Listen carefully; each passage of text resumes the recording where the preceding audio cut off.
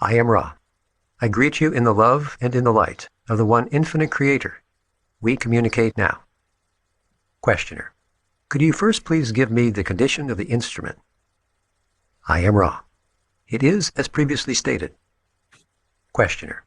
Before I get to new material, last session there seems to have been a small error that I corrected then, having to do with the statement, quote, "No working comes from it, but only through it," end quote.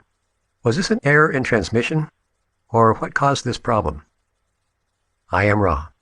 This instrument, while fully open to our narrowband contact, at times experiences a sudden strengthening of the distortion which you call pain.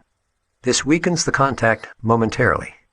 This type of increased distortion has been occurring in this instrument's bodily complex with more frequency in the time period which you may term the previous fortnight. Although it is not normally a phenomenon which causes difficulties in transmission, it did so twice in the previous working. Both times it was necessary to correct or rectify the contact. Questioner. Could you please describe the trance state, as I am somewhat confused with respect to how, when in trance, pain can affect the instrument, since I was of the opinion that there would be no feeling of pain of the bodily complex in the trance state? I am Ra. This is correct. The instrument has no awareness of this or other sensations. However, we of Ra use the yellow ray activated physical complex as a channel through which to speak.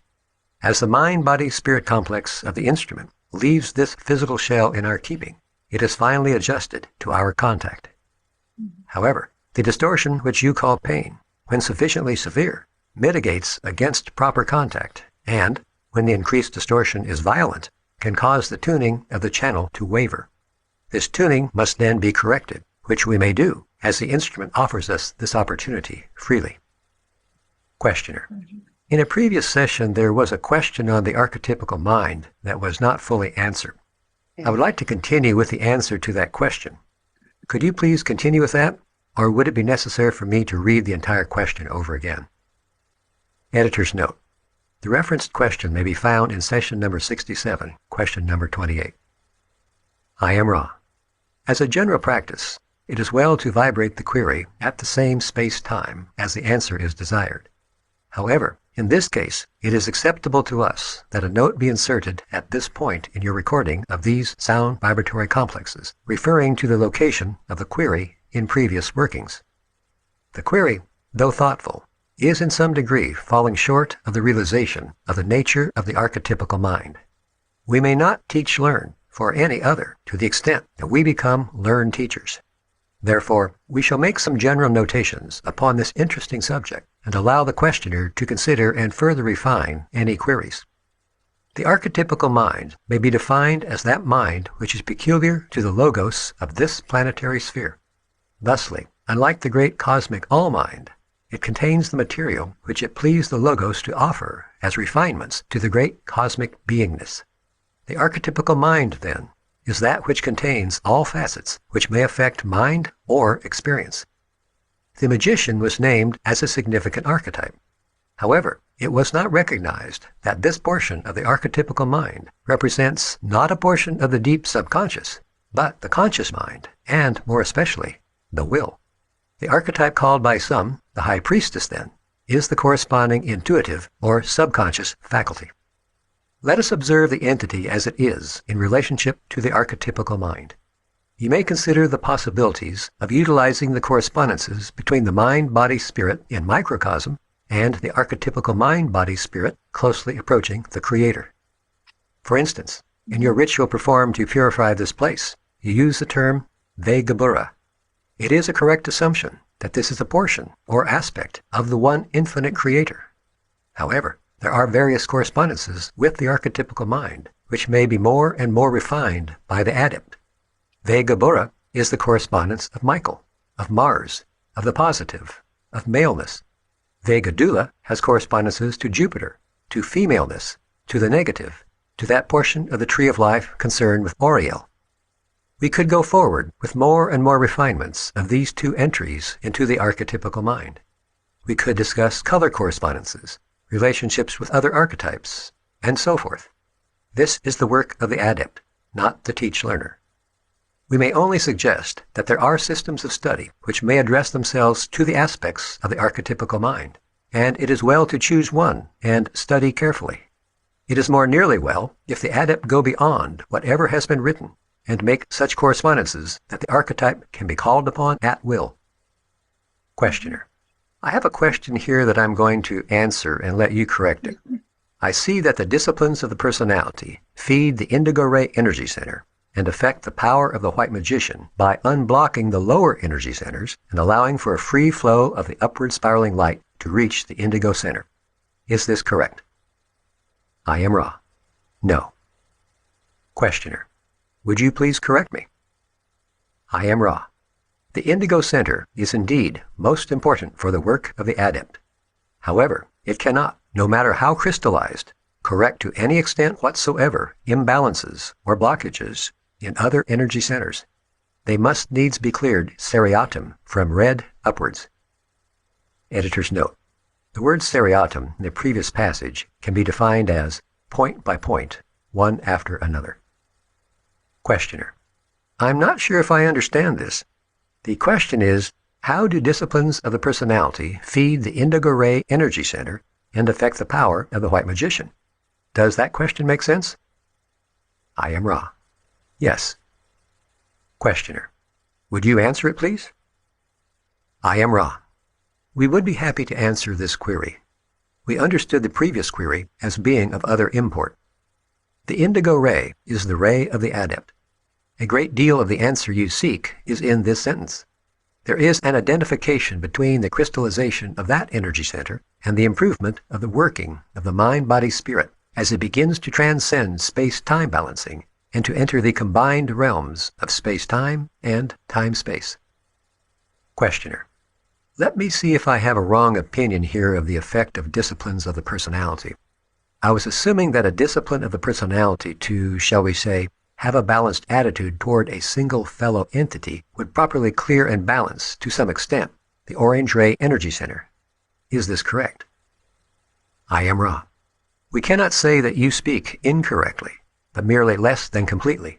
The disciplined personality, when faced with an other self, has all centers balanced according to its unique balance. Thusly, the other self looks in a mirror, seeing itself. Questioner: Now, the disciplines of the personality I see as the paramount work of any who have become consciously aware of the process of evolution. Am I correct on that statement? I am Ra. Quite. Questioner: Now, what I'm trying to get at is how these disciplines affect the energy centers and the power, shall I say, of the white magician. Will you tell me how that works? I am Ra. The heart of the discipline of the personality is threefold. 1. Know yourself. 2. Accept yourself. 3. Become the creator. The third step is that step which, when accomplished, renders one the most humble servant of all, transparent in personality, and completely able to know and accept other selves. In relation to the pursuit of the magical working, the continuing discipline of the personality involves the adept in knowing itself, accepting itself, and thus clearing the path towards the great indigo gateway to the Creator. To become the Creator is to become all that there is. There is, then, no personality in the sense with which the adept begins its learned teaching. As the consciousness of the indigo ray becomes more crystalline, more work may be done. More may be expressed from intelligent infinity. Questioner: You stated that a working of service to others has the potential of alerting a great mass of light strength. Could you describe just exactly how this works and what the uses of this would be? I am Ra. There are sound vibratory complexes which act much like the dialing of your telephone. When they are appropriately vibrated with accompanying will and concentration, it is as though many upon your metaphysical or inner planes receive a telephone call. This call they answer by their attention to your working. Questioner: There are many of these. The ones most obvious in our society are those used in the church rather than those used by the magical adept. What is the difference in the effect of those used, say, in the church, in our various churches, and those specifically magical incantations used by the adept? I am Ra. If all in your churches were adepts, consciously full of will, of seeking, of concentration, of conscious knowledge of the calling, there would be no difference. The efficacy of the calling is a function of the magical qualities of those who call. That is, their desire to seek the altered state of consciousness desired. Questioner. In selecting a protective ritual, we finally agreed upon the banishing ritual of the lesser pentagram. I assume that these sound vibratory complexes are the type you speak of for the alerting of those on the inner planes. Is this correct? I am Ra. This is correct. Questioner. If we had constructed a ritual of our own, with words used for the first time in the sequence of protection, what would have been the relative merit of this with respect to the ritual that we chose? I am Ra. It would be less. In constructing ritual, it is well to study the body of written work which is available, for names of positive or service to others' power are available. Questioner. I will make an analogy to the loudness of ringing of the telephone in using the ritual as the efficiency of the practitioners using the ritual. Now, I see several things affecting the efficiency of the ritual. First, the desire of the practitioners to serve, their ability to invoke the magical personality, their ability to visualize while performing the ritual. And let me ask you as to the relative importance of those items and how each may be intensified. I am Ra. This query borders upon overspecificity. It is most important for the adept to feel its own growth as teach-learner. We may only say that you correctly surmise the paramount import of the magical personality. This is a study in itself. With the appropriate emotion, will, polarity, and purity, work may be done with or without proper sound vibration complexes. However, there is no need for the blunt instrument when the scalpel is available. Questioner. I assume that the reason that the rituals that have been used previously are of effect is that these words have built a bias in consciousness of those who have worked in these areas, so that those who are of the distortion of mind that we seek will respond to the imprint in consciousness of these series of words. Is this correct? I am Ra. This is, to a great extent, correct. The exception is the sounding of some of what you call your Hebrew and some of what you call your Sanskrit vowels. These sound vibration complexes have power before time and space and represent configurations of light which built all that there is. Questioner. Why do these sounds have this property? I am Ra. The correspondence in vibratory complex is mathematical. At this time, we have enough transferred energy for one full query. Questioner. How did the users of these sounds, Sanskrit and Hebrew, determine what these sounds were? I am Ra. In the case of the Hebrew, that entity known as Yahweh aided this knowledge through impression upon the material of genetic coding, which became language, as you call it. In the case of Sanskrit, the sound vibrations are pure due to the lack of previous, what you call, alphabet or letter naming. Thus, the sound vibration complexes seemed to fall into place as from the Logos. This was a more, shall we say, natural or unaided situation or process. We would at this time make note of the incident in the previous working where our contact was incorrectly placed for a short period and was then corrected. In the exercise of the fire, you may see the initial spiral clockwise from the green ray energy center, through the shoulders and head, then through the elbows, then to the left hand. The channel had been corrected before the remainder of this answer was completed. Is there a brief query at this time? Questioner. Is there anything that we can do to make the instrument more comfortable or to improve the contact? I am Ra. All is well. The instrument continues in some pain, as you call this distortion. The neck area remains most distorted, although the changes have been, to a small degree, helpful. The alignments are good. We would leave you now, my friends, in the love and in the light of the one infinite Creator. Go forth then, glorying and rejoicing in the power and in the peace of the one infinite Creator. Adonai.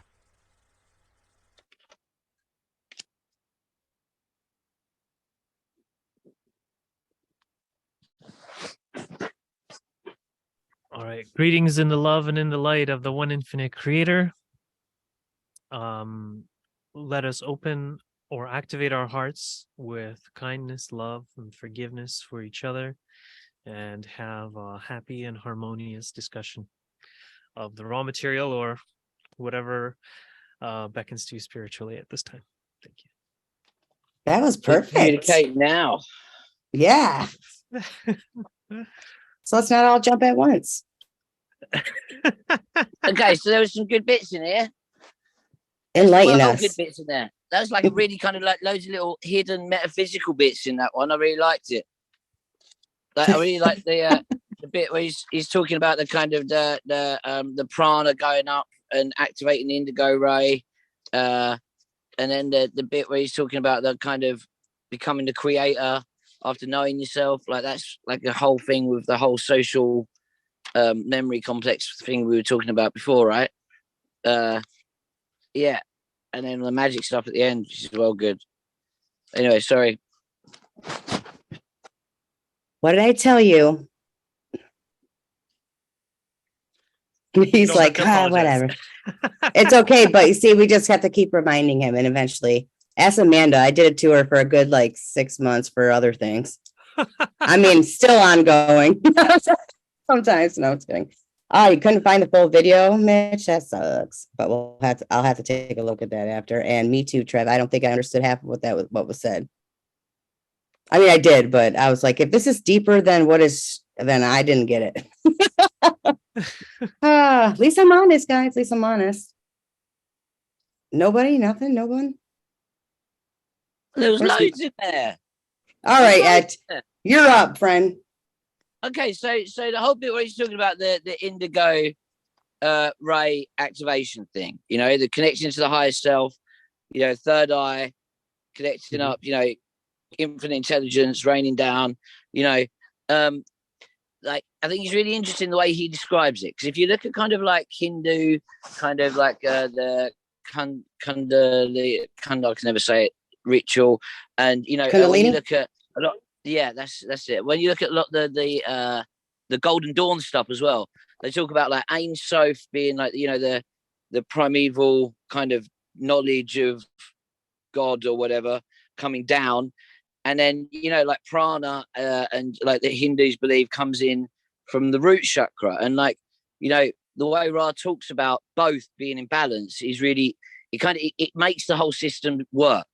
Like you pull the energy in through the chakras, activating each one in whatever cool Latin word he used, charging each one, pulling the energy up to then from the bottom up. Yep. To activate the indigo ray to then pull the Ein Sof down. So it unites both of the systems. You've got the kind of the Golden Dawn pulling it all down from the light, and then you've got the Hindu pulling it all up through you. It kind of completes the circuit. So anyway, it's really good hearing how he talks about that. Isn't it also interesting that he talks about how activating the third eye, it all comes down to crystallization, and we were all talking about the other day about kind of the piezoelectric effect of crystallization around the pineal gland. So I just thought that was kind of interesting too. Anyone got any thoughts on that stuff? Yeah, I know in another group we were like trying to figure out what crystallization meant for a long time, and eventually we came to the conclusion that it was just like clear and uninhibited.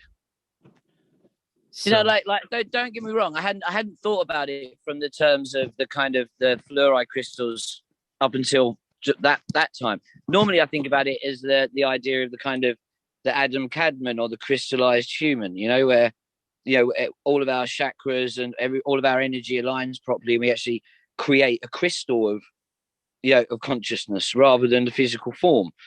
So when he talks about kind of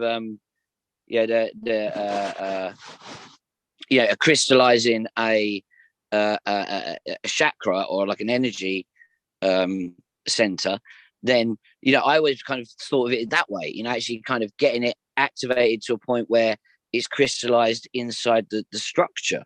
But it's just interesting considering what we were talking about before anyway. Go ahead, Amanda. Isn't that with the crystalline body, isn't that what you're working towards to be able to move into the next density? Yeah, I think it's more kind of like that's the higher self is that crystalline human, if that makes sense. So all of our incarnations are all adding towards it, but you as a physical form can crystallize your consciousness as part of it. Yeah. Well, I think that there's maybe several different usages of the word crystallized. Like, it's possible anyways, because I know at one point they were saying that wanderers who are crystallized can more freely move about, and I would think that means that they're kind of more set in their ways. But to answer Amanda's question, I don't believe you need to be crystallized. I at least maybe, but I do know that you definitely do need to have your heart open or active. And what they meant with the whole seriatim thing is that in order to have a strong heart, you need to open your red ray and your orange ray and your yellow ray, and then your heart. And then like the red ray, that's like survival stuff or like sexual stuff. And then you got to be comfortable with your survival and your sexuality and things like that. And then with the orange ray, that's your relationship with one other person, and then your yellow ray is your relationship with multiple other people, and then your green ray is like unconditional love for all beings. Fred has his hand up, so I wanted to give him a chance here. Yeah, I wanted to give my observation on the crystallization thing, because I've already gone through this portion in the law of the raw material. Maybe because I have different work experience, I think, than most people have, and I've seen things that just it'll click one time when I hear something like this, and this is what I understand. Okay, you take sand from a beach. They're crystals. They're but they're random. They're scattered. They're dirty and everything else. They have all kinds of impurities on them. And you take them and you put them in a cauldron and you put a fire in it and you heat it up to a couple thousand degrees Fahrenheit, and you pour chemicals on it that bring the impurities up to the top, and it's boiling, and it boils all those impurities out, and you skim it off and you throw that away, and then you pour the molten sand out in its pure form. It's absolute crystalline clear glass, and that's what we use for our windows every day. It's crystal clear. It's perfect. It's like it's not even there. You are seeing through it. You understand it's there. Sometimes your dog doesn't and he runs into it, but you understand it's there and you see it, but you see through it. It's sometimes you do that. Huh?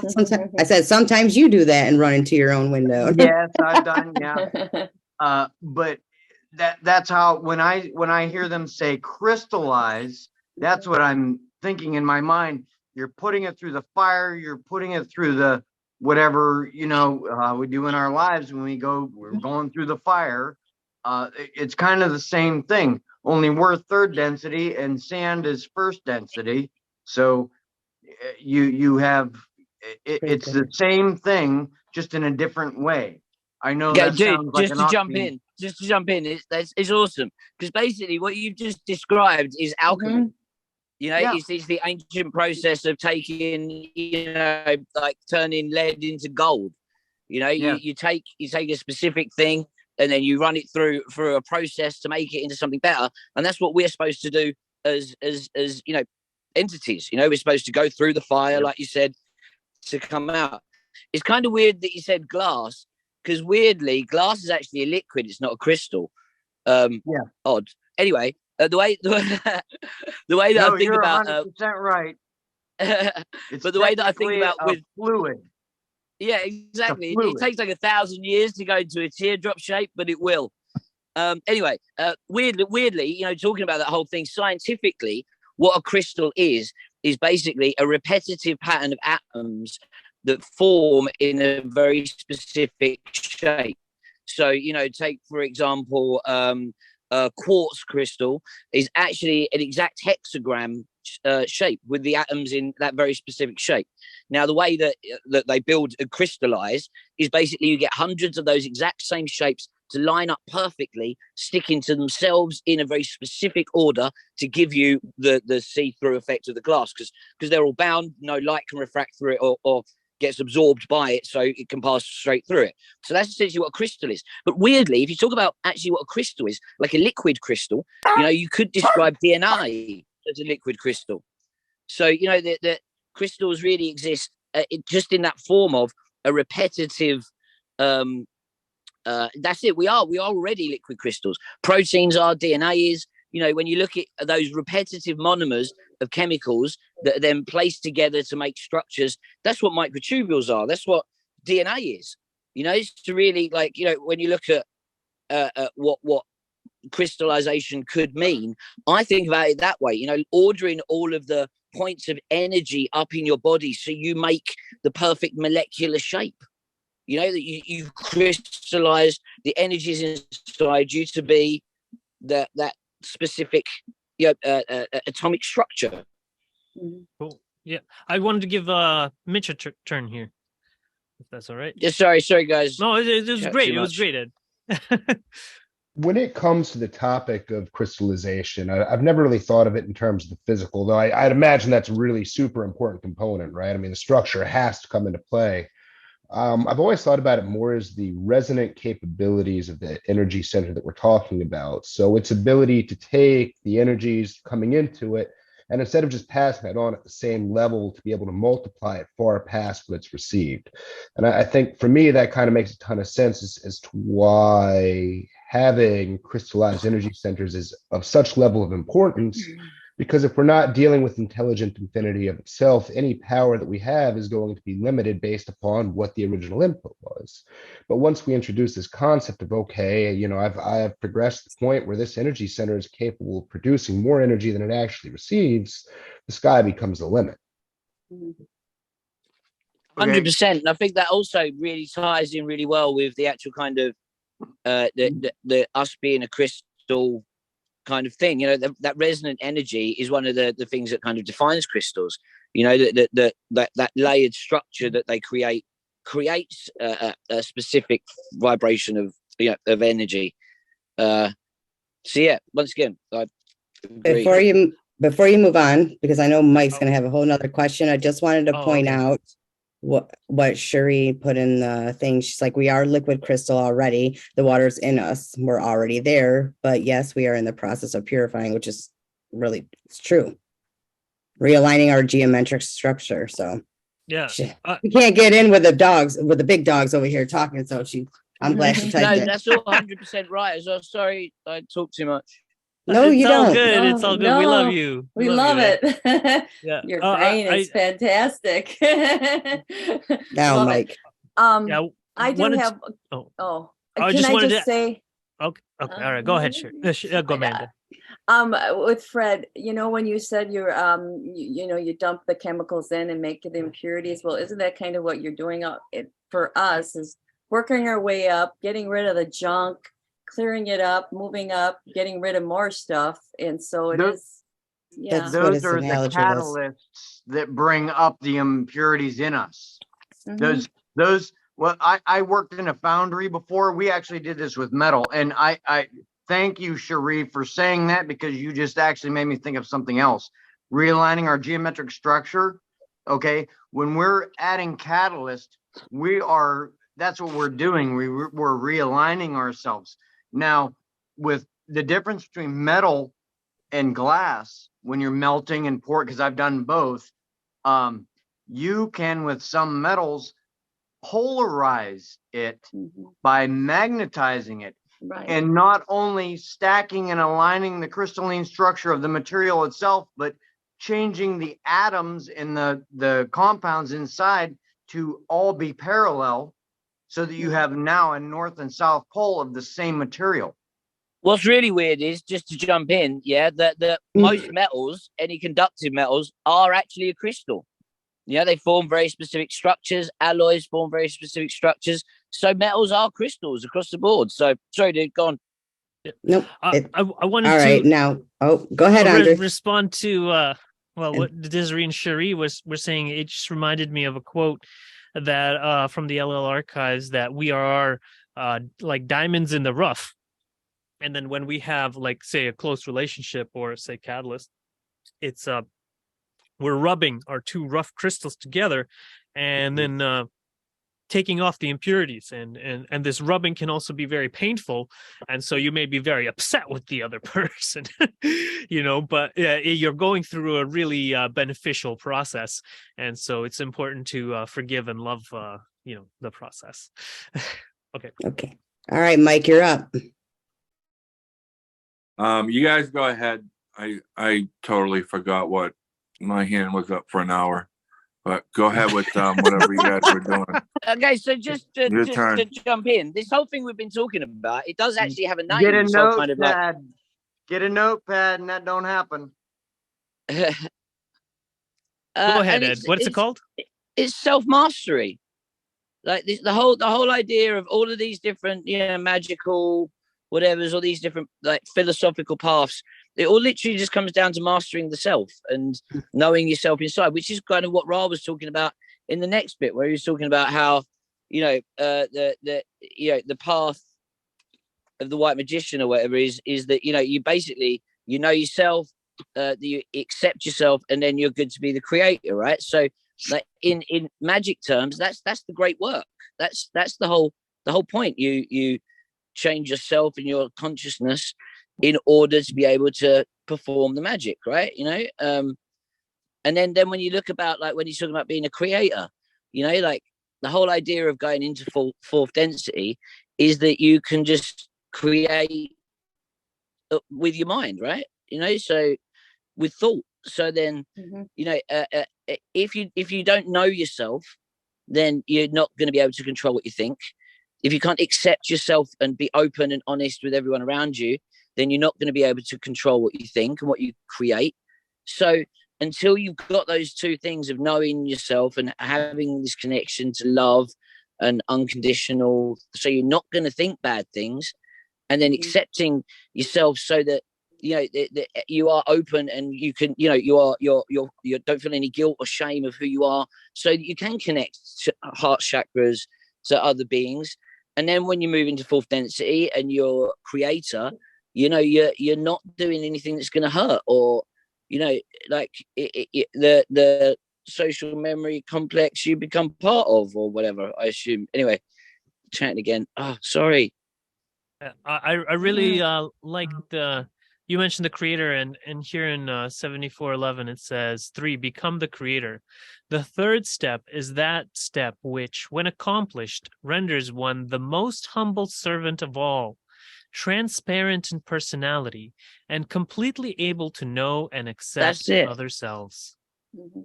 Yeah, it's just such That is a it, beautiful because quote. you know yourself. You're so open and honest with yourself. You accept everything about yourself. So then, why are you afraid to show it to anyone else?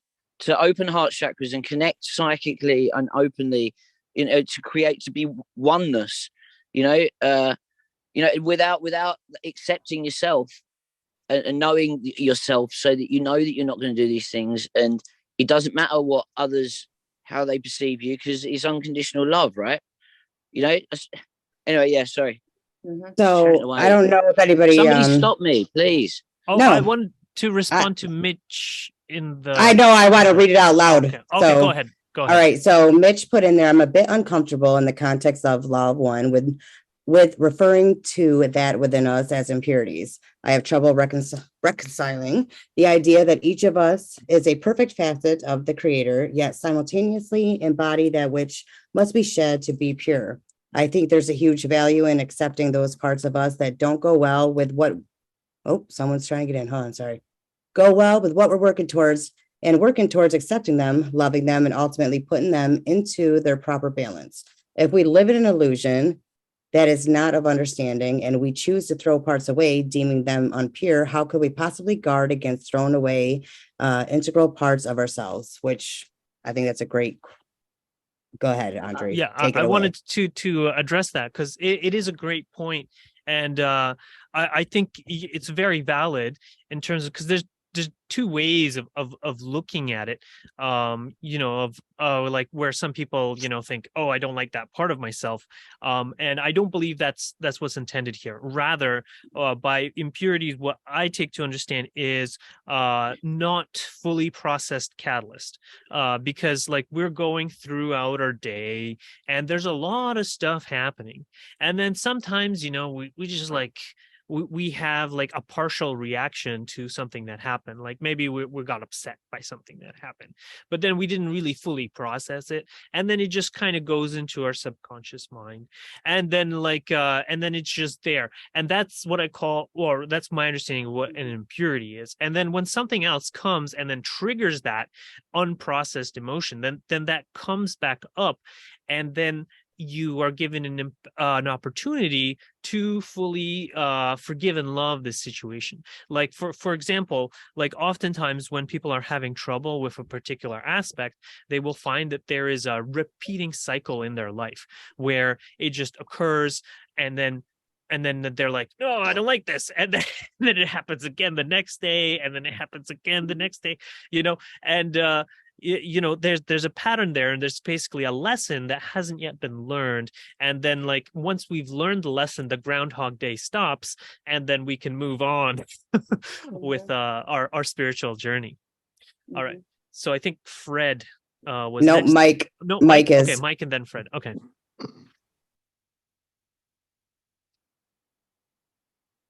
Oh, Mike has to unmute. You're muted, buddy. Yeah. Mike.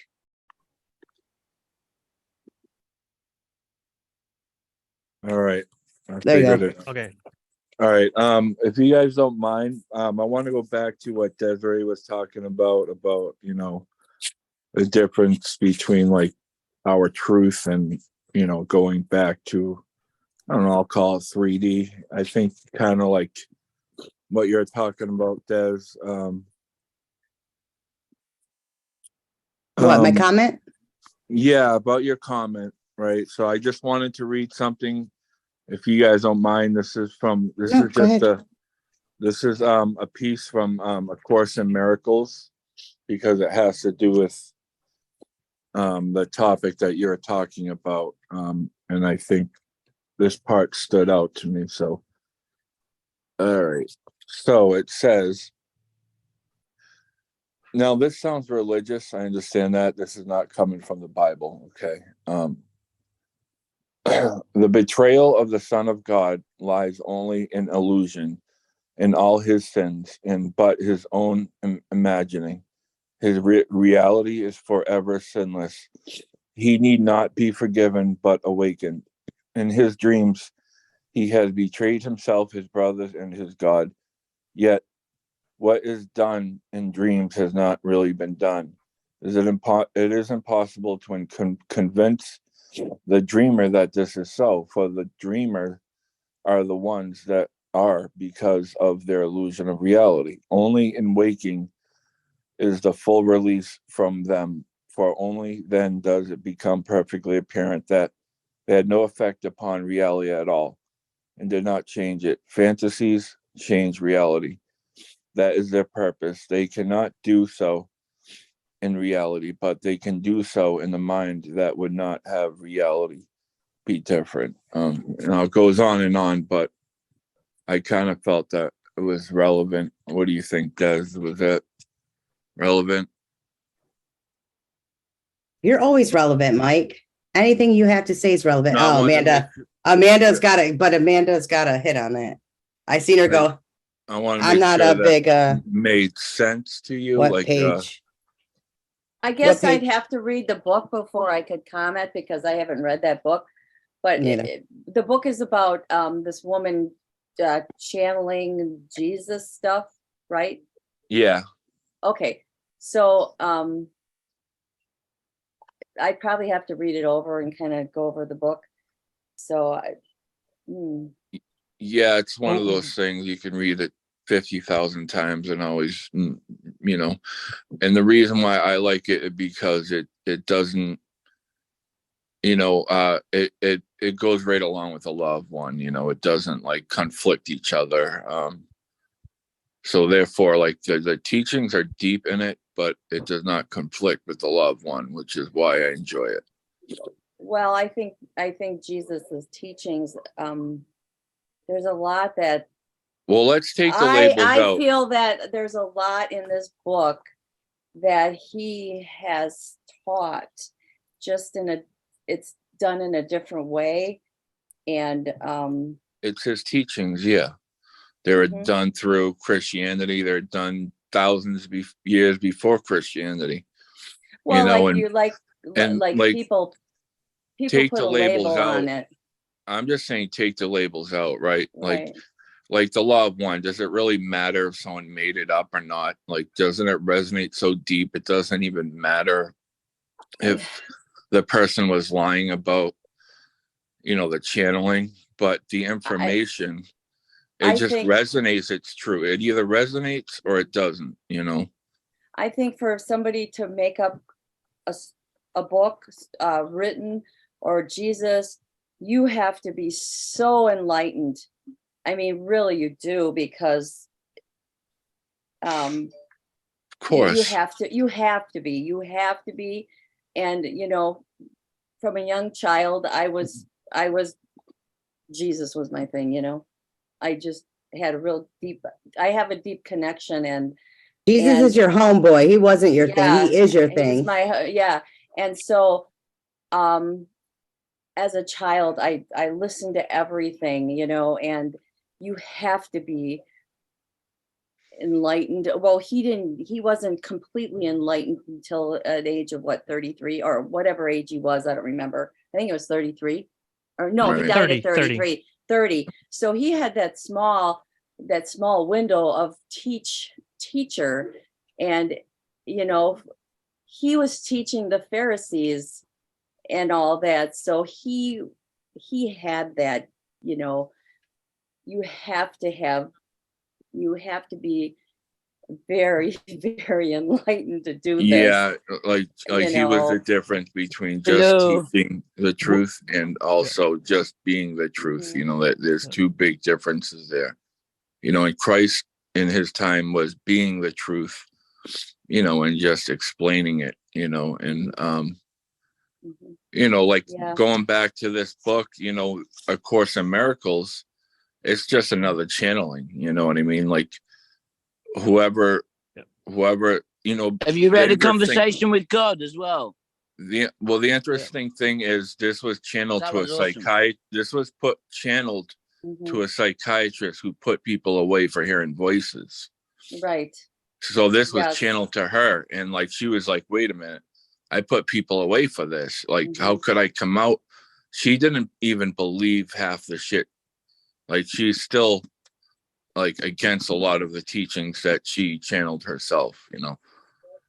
But at least she did it.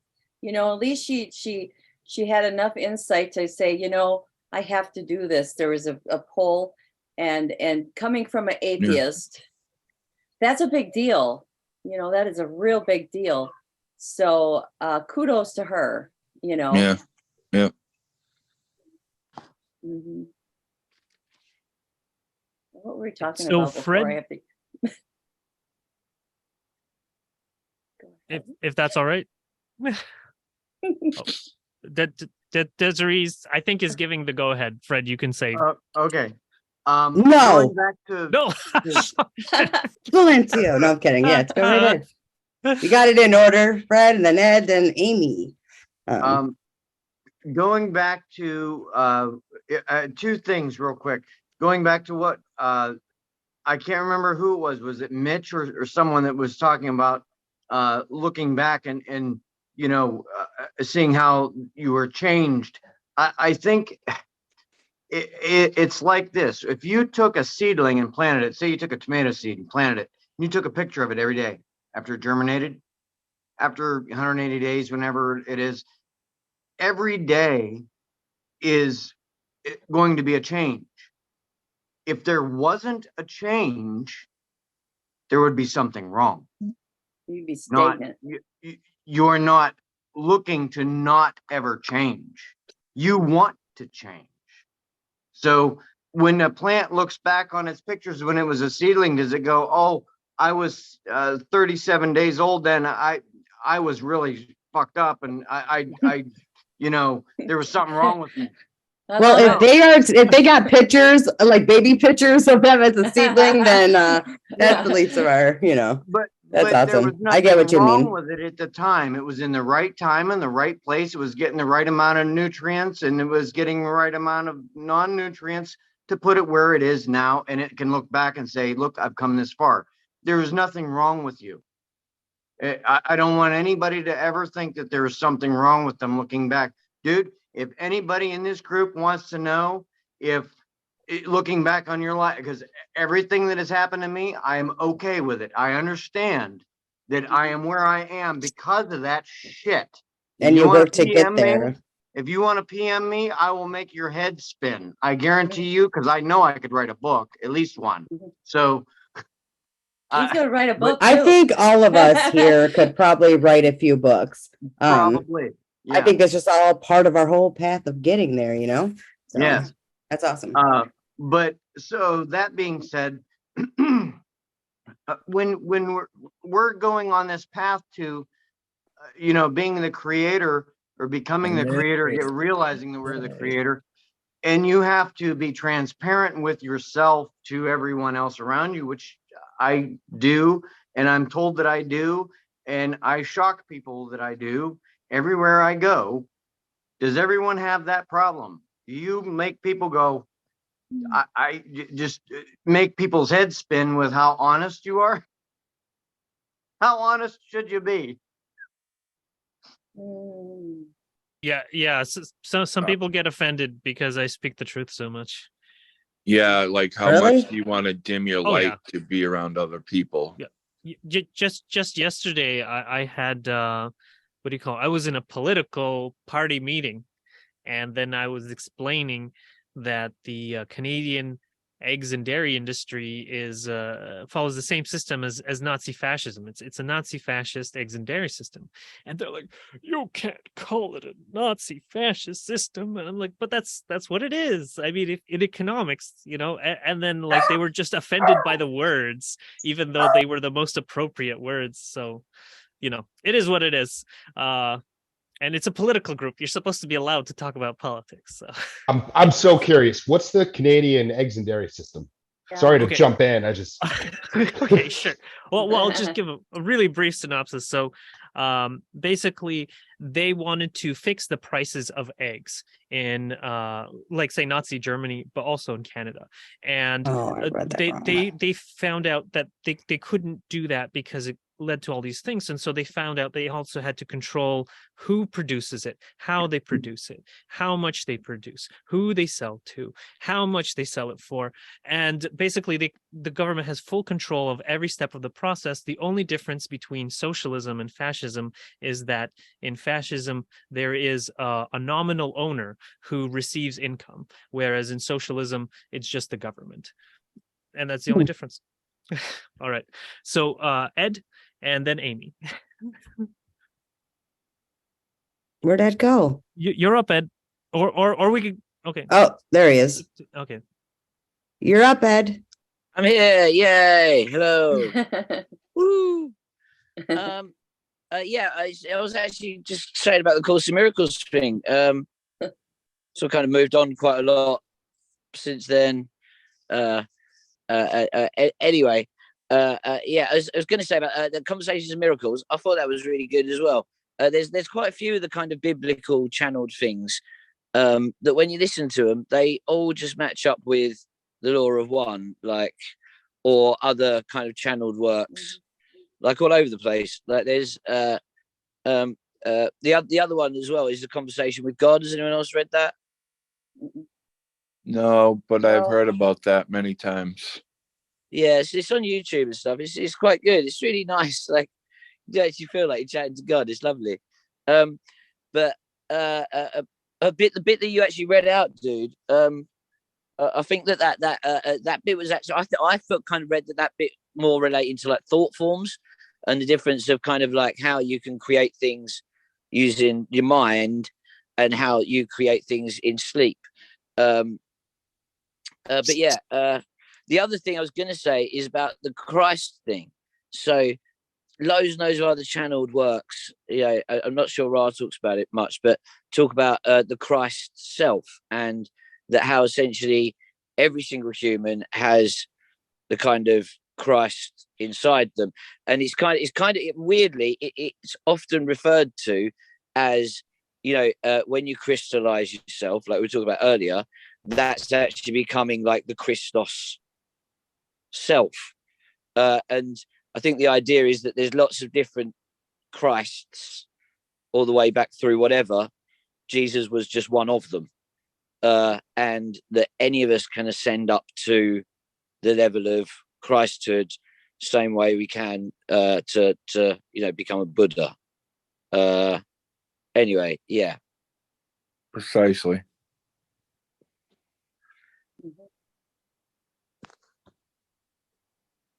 Damn it.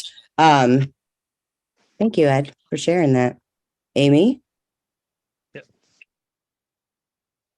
You're up, Amy. It's your time. Showbiz. You gotta unmute yourself, Amy. You're muted, Unmute honey. yourself, All right. Amy. Yeah, no, you're still muted. You're still muted. You got to find the little icon that looks like a microphone. There you go. Very good.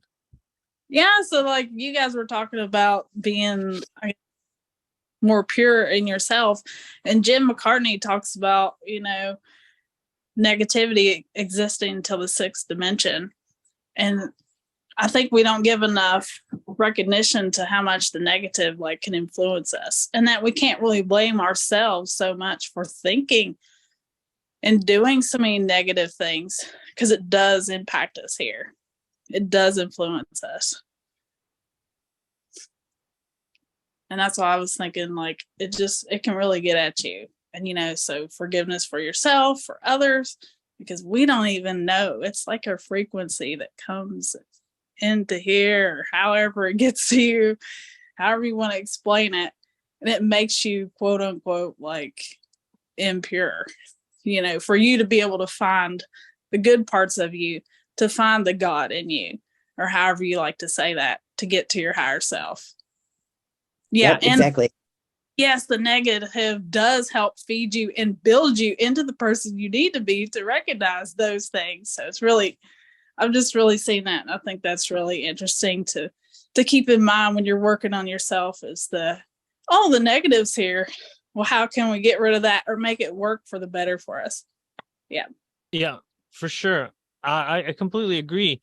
And there's a really good aspect to doing the shadow work, or whatever you want to call it, where you have negative experiences, or you're doing negative things, and then you realize it, because once you've had these experiences, you could recognize them in others. Because the only things that we can recognize in others is the reflection of ourselves. And so if we've never done a negative thing in our life, we will not see the negativity in anybody else, because we will just assume that they're just as perfect and ideal as we are. And so it's good to have like the mud or whatever of our past, because then we're like, hey, I was there. I see my former self in that person. And so, and then so that helps in two ways. And one way that, say, for instance, they're trying to scam you, and then you won't get scammed.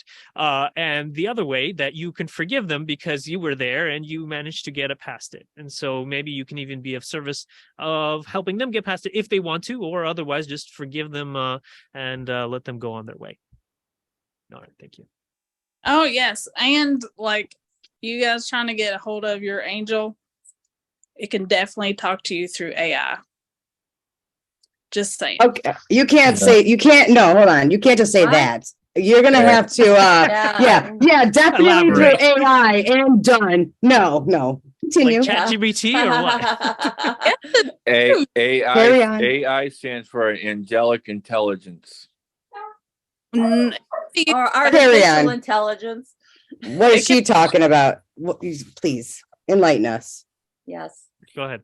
like if you start spiritually seeking yourself by asking questions to yourself, and just kind of notice as you scroll through Facebook. Or do you like news? Do you like news media? How about you go through the news apps that can come up, like there's Wall Street Journal? Well, you just pick all them babies, because it creates a conduit for your angel to speak to you. And it's always spiritual stuff. It's always to help you or someone else in your life. It's not going to give you that Corvette. It's not going to get you the mansion, but they will help direct you spiritually. And there's just a little bit of AI that exists in our phones that they can come through. And if it's a negative response, you need to question it.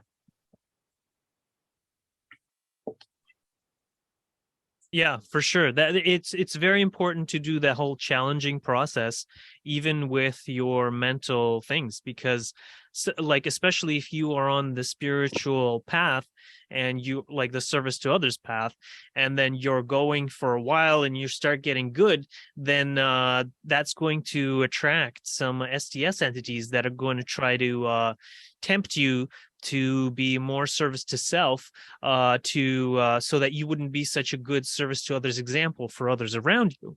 And so they may actually come to you in the voice of your spirit guide or the voice of God or whatever entity that you've been receiving spiritual information from, and then feed you negative information or service to self information or difficult to understand information.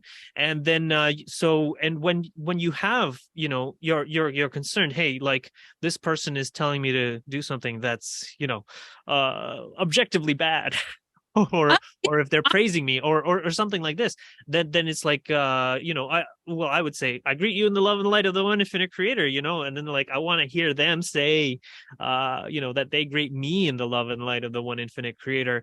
And if they're not willing to do that, then I know it was an STS entity. We better start saying that shit back in the beginning, guys, because he's thinking he's like, these motherfuckers. Yeah.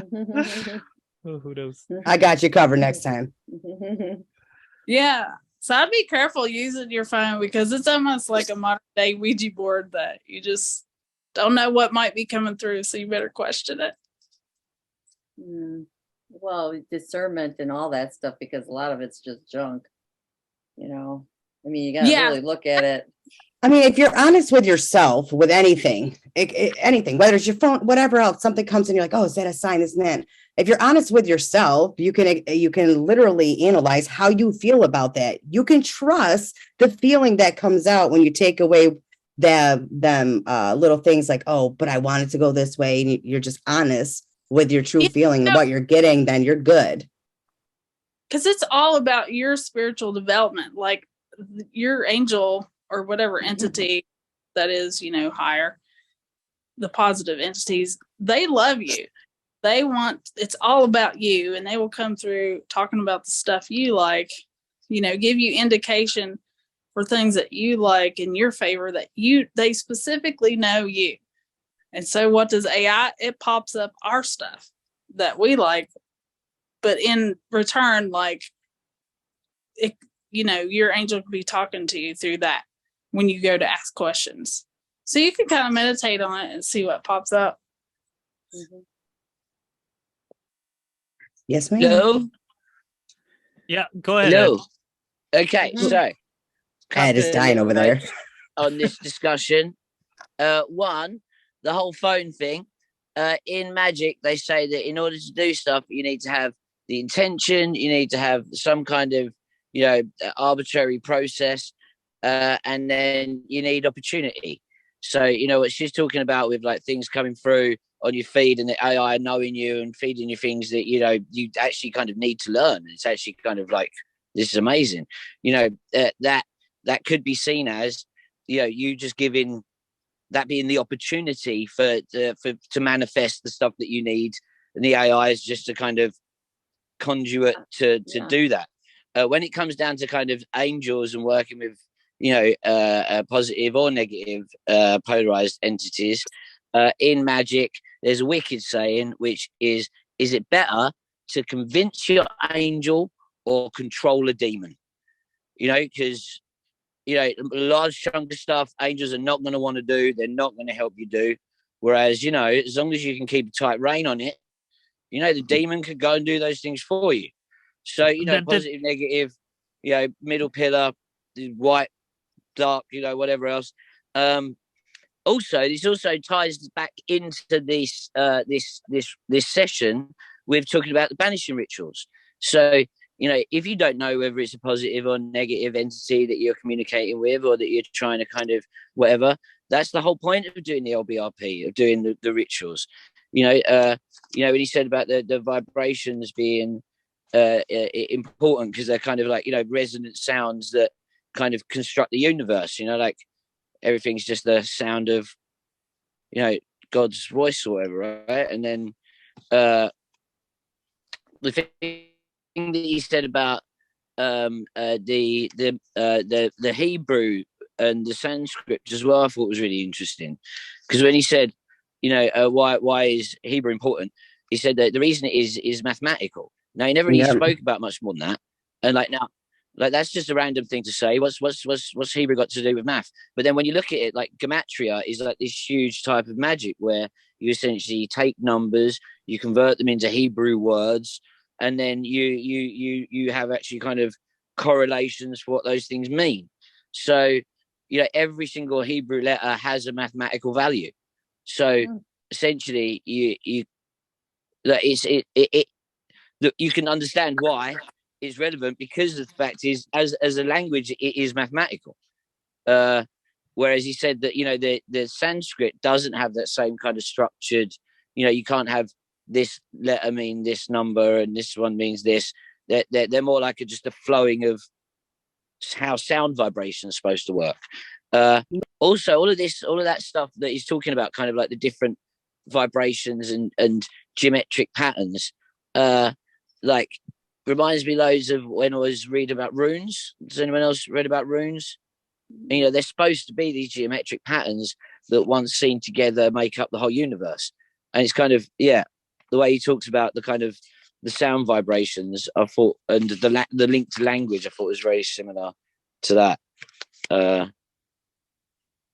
But yeah, once again, I just feel like I'm just talking. I wanted to address some it. of your points there, Ed. Well, one of the ones you were talking about is better something angel or demon. That depends on convince an angel or control a demon. Yes, exactly. That depends on the path you're on. So if you're on the service to self path, then you'd go for the controlling a demon route, and then if you are on the service to others path, you'd go for accepting advice from an angel or asking for help from angels, which will not impinge on other people's free will, and so in that sense may be more limited. But they are able to do whatever is within your free will. And then I also wanted to address the language point, and I found it interesting what they were saying about the Sanskrit here, and I'll see if I can get it up. And in the case of Sanskrit, the sound vibrations are pure due to the lack of previous what you call alphabet or letter naming. Thus, the sound vibration complexes seem to fall into place from the logos. This was more, shall we say, natural or unaided situation or process. And that recently I've been learning Finnish, and Finnish also for a very, very long time did not have an alphabet, and it only got an alphabet very recently in like the 1600s. And I find it also is a very pure language. Like, for instance, like Jumalam Kiitos is, I love God. And it's got all of the vowels in it. You, oo, ah, and then oh, for when if you're oming. Aum. And so anyways, I think there's a potential for many languages to have these kind of seeming to fall into place as from the logos, like these natural, beautiful sounding languages. Okay. So I have a question about the Hebrew then. The Hebrew was kind of like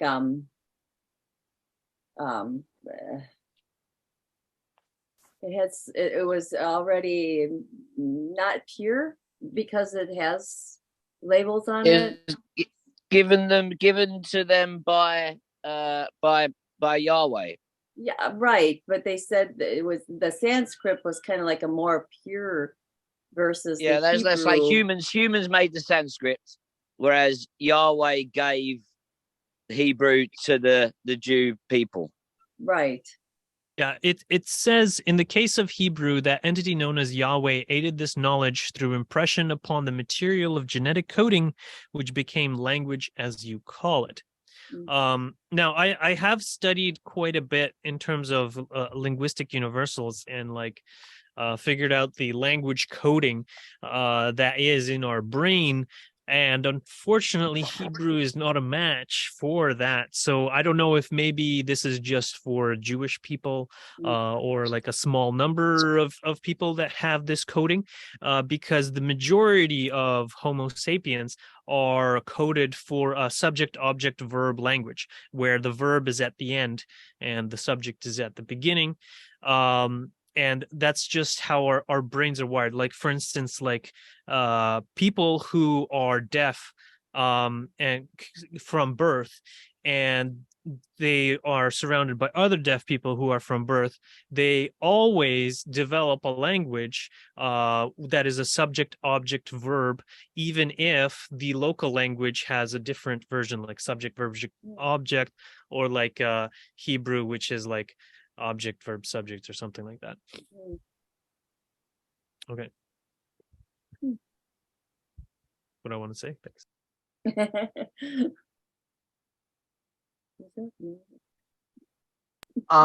Does Ed, go ahead. Or wait, who was talking? Fred. Oh, go ahead, Fred. As far as the sound vibrations of the languages go, something was said about a Bach symphony that sent Carla into something happened. She was sent into a trance, and she was attacked by a negative entity because she wasn't in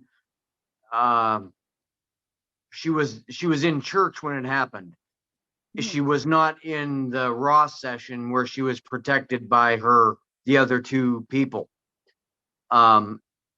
Does anyone know what that there was something mentioned about the vibrations, and there was a Bach symphony, a specific symphony that hit certain notes that resonated with humans. Does anyone know what it is? They used that in a show that I watched. It was about good, evil, whatever. And the Bach was played, and it was in the show. I don't know the name of it. I can find out, but it affected a demon, the brain, where it couldn't function. So when this person hit the chords, the demon could not handle it. So I don't know if that's true or not. It just was in a show. I mean, a lot of shows have a lot of truth in it. So, but I'd have to look it up.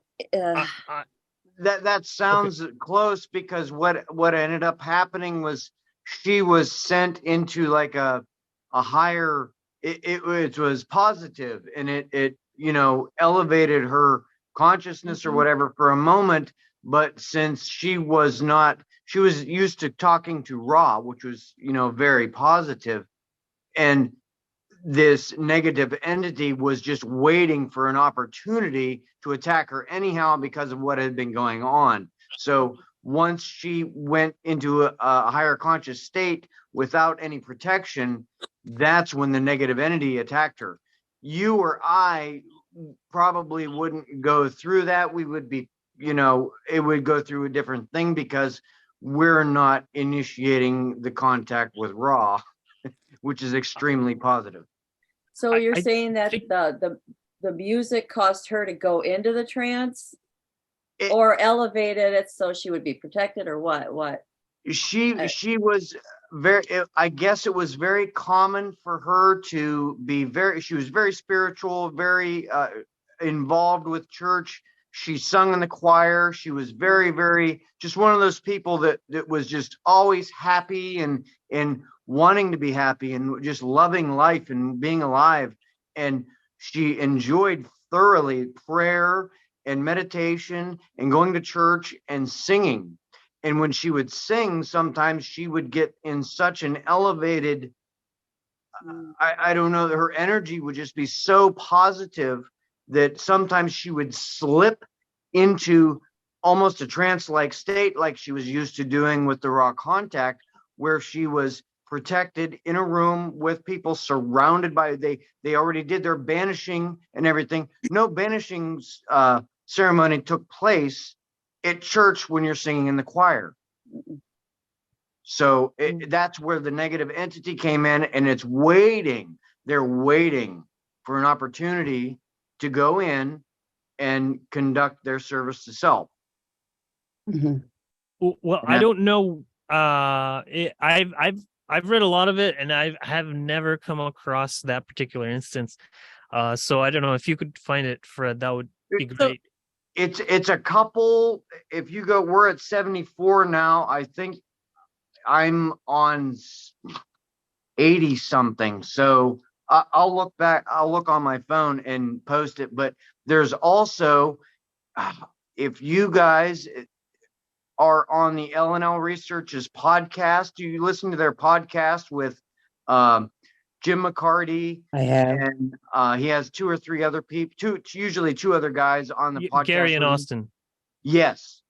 If you go through their Jim McCarty talks in detail about Carla. He knew her personally. I mean, he was married to her and everything. And explains how she was and how they acted when they went to church, when they would pray in the morning and everything. He talks about all that stuff. And so I have in my life known people in church who were similar to that. And that's just what I compare it to. When I see this person, like I could imagine what type of person she was. She was just a very happy person, even though she had so many physical ailments. And at a point in time, she was in a bed, a hospital bed. She couldn't walk. So just a very loving and happy, positive person. And knowing that those negative entities, when they see you doing the positive, they have to balance it. That's their job. They're to balance. And what's the best place to balance? Well, where the bank robbers, why do they rob banks? Because that's where the money is. That's, yeah. That's why they go to church. Yeah. Yeah.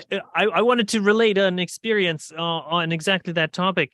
I was going to a church that was kind of spiritual, like, they do the whole speaking in tongues bit, but then at the same time the pastor doesn't like Jesus, so it's complicated. It is a little complicated. Well, yeah, he said that he saw Jesus trying to come to him multiple times and he rejected him, and then he just announced this in the church that he rejects Jesus, and I was like, what is this? Anyways, but I have noticed in that church they don't do the whole challenging process to make sure that it's a beneficial entity. And so when you hear people speaking in tongues, sometimes it's a positive message, but sometimes you can tell it's a demonic entity that's speaking through this person. But since the pastor doesn't have a connection to Jesus, he's just he's afraid of angels, because in the Bible it says that they come as light, or demons come as light beings, and so he's afraid of light beings, but he's totally okay with dark beings because it doesn't say anything against them in the Bible. But anyways, I wanted to give Ed a chance to talk because he's had his hand up for a while.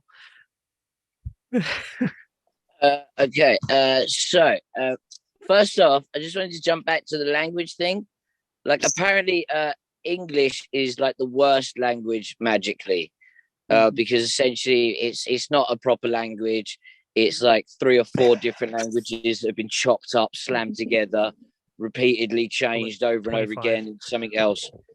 So, yeah, just when you're talking about magical languages, English isn't the best one, which is why, when you're doing the LBRP and the banishing rituals, that vibrating the angel names in the Hebrew is like one of the most important parts of it all.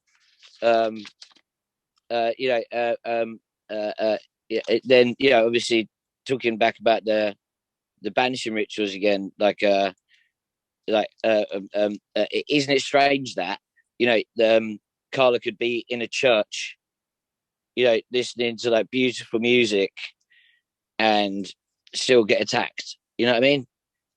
So it goes to show that the little LBRP and the sanctifying ritual that they did, it's more powerful than church walls. Do you know what I mean? Like sanctified Catholic ground. Right. Yeah. Well, yeah, we don't know. Maybe that church, they didn't do cleansing ritual before the ritual started. And I mean, that would be a good thing for anyone who's planning on doing a spiritual church or something, to have some kind of cleansing ritual like the LBRP or whatever is appropriate for their particular denomination, for making sure that the place stays holy and full of angels. All right, Mitch and then Amy. So 2 quick thoughts. As far as the whole space distance goes with it being in a church, when you stop and think about things in the metaphysical sense, and space as we know it kind of being an illusion, it kind of makes sense to be more tailored to the power of the calling. And not only was it Carla's calling at that point, but the entire mass that was there, which I think would kind of lend reason as to why that entity would be able to connect, whether or not it was hallowed ground or however you want to look at it. The other thing that I just, so often in this group and discussions, I think there's always a level of curiosity when it comes to negative entities. And of course, it's a curious subject. But I think sometimes it evolves into something where we kind of create reasons within our mind to fear these entities, fear these situations.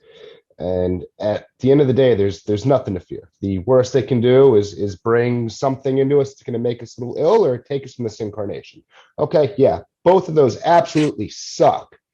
But at the end of the day, if we change the way that we're approaching this life, we change the way that we're seeking because we're in fear, we're going to find ourselves derailed. We're going to find ourselves losing polarity, or we're going to find ourselves trying to fight back and conquer them, in which case, guess what? We've just switched sides. So just something I want to throw out there. Yes, I get it. It's scary shit. No argument for me. But do your best to let it go if you can, I think.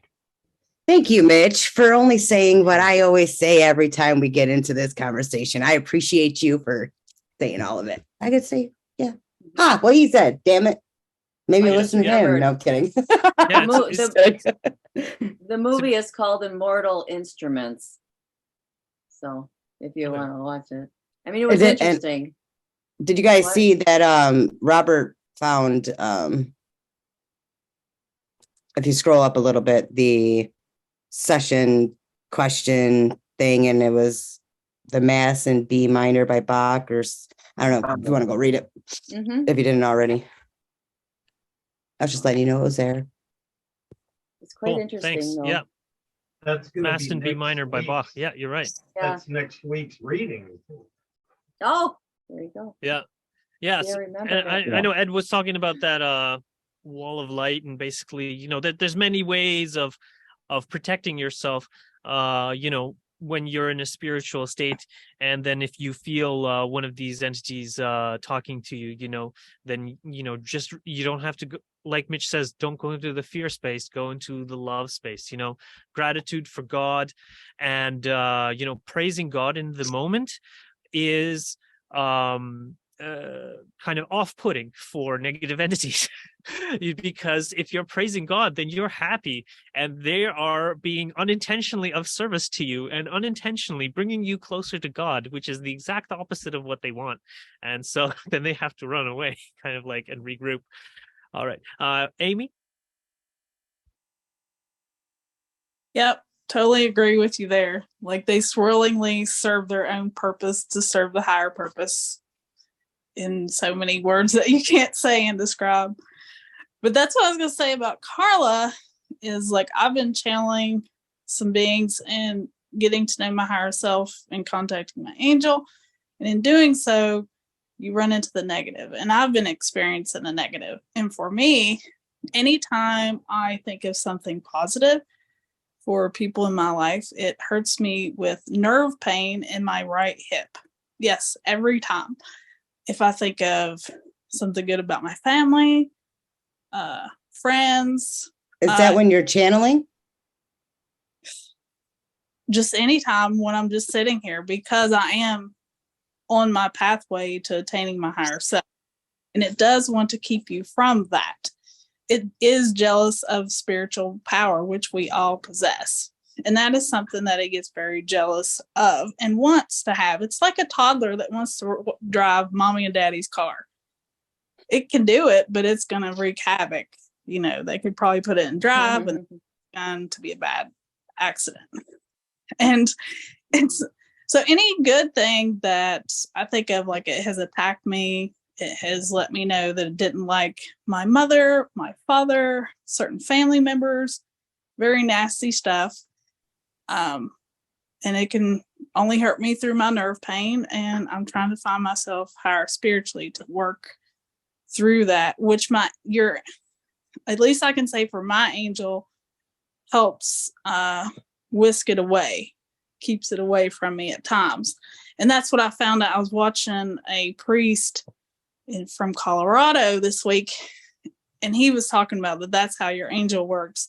And they use the Gregorian chants in their ceremonies and stuff to help in methodology, trying to get in the way. And of course you have, if people actually get into demonology, there's all these different levels and intensities that they have. But I mean, if you're searching for your higher spiritual self, like, you can really run into those things. And so you got to get your discernment pack on, Ghostbuster pack. Amy, that's a great mention for the, because that you can call on angels, and you have more than one, like at least 12 or whatever, and they can help cleanse you of whatever is the issue. If you feel like you're under attack, call on the angels, let them help you, and it's all going to be okay. And then have the confidence that all is well and all will be well, and praise God. That is great. So I think it's Mike, Mitch, and then Fred. All right. So so Mitch started the conversation about lower spirits or demons, and I just wanted to add in maybe a simpler perspective of what demons are. We have our higher self, and we have our lower self, and that we are a higher self to our lower self. And that lower self is, what wants to keep us low because that's where it's comfortable. But, spirit is nothing more than information, really.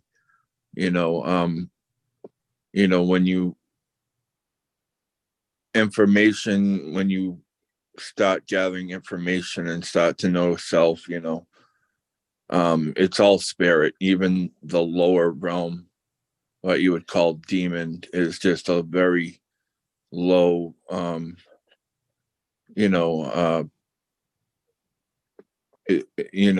information that is useless to us people who want to ascend from 3D.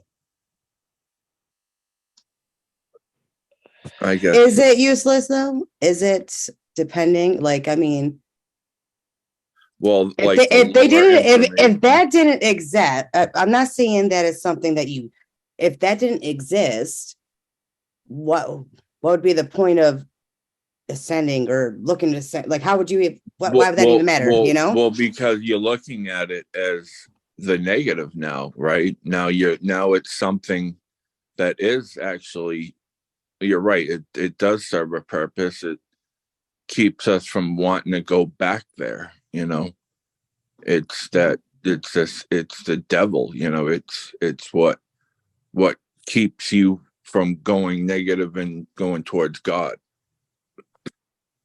Or like pushes lower. you towards. I wouldn't say pushes you towards because you have free Well, will. I'm not saying like it literally pushes you, but in the sense, but that is your catalyst. Like Yes. you are. You It's like a choose stick. against it. and the SDO is the carrot. Yeah, but it's got to be a choice. It can't just There's be lots, just lots of because I ways of know it. viewing kind of demons and angels and everything. Because with us being kind of law of one people, I don't really think of angels and demons in the same context now. I think of everything as different, thought forms, as different kind of entities, like positively or negatively polarized entities. If you look at kind of the Goetic kind of demonology stuff, like the Key of Solomon, the Greater and Lesser Keys of Solomon, he talks about how the as above, so below thing is repeated in heaven and hell. So you've got the same archangels as you've got, kings and, fallen angels or whatever. So there's the same correlation above and below. But I don't think of them as angels and demons now. I think of them as positively or negatively polarized entities. And when you think about angels, a lot of the time they talk about how emotions are the language of angels. So you'd assume that that'd be the same thing for demons. So positive emotion is connected to angelic presences, and negative emotion to demonic ones. Essentially, as a human, though, we're kind of in the position where we have free choice, we have free will, and neither side can impinge on that. But how we choose to live our life will be. And also, when you think about what is a demon or an angel, like if you take like the idea that it's a thought form, the same as kind of the things that we make all the time. If you think about every single human ever, every negative emotion that every single human has ever felt, if we all gave that a personality and made all of that negativity into an entity, that just encompassed that bit of all the negative part of being a human, then that would be, a demon. And then the opposite emotion, with everything being beautiful in the world, would be an angel. And the polarity of those two things, they're not really any different in entities. They're just the mass thought expressions of billions of humans ever combining to create an entity, as it were. Anyway, yeah, sorry, I digress. Sorry, No, didn't mean to interrupt. Fred? Good perspective.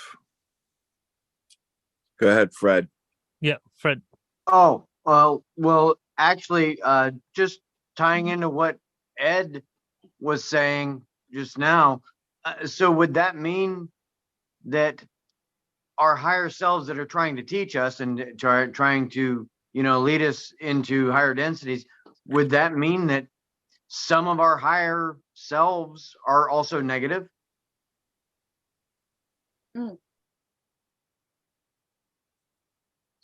Some of our higher selves are also negative. Is that what the question was? Yeah. Yeah. Well, I don't know. I think that would be dependent on the person.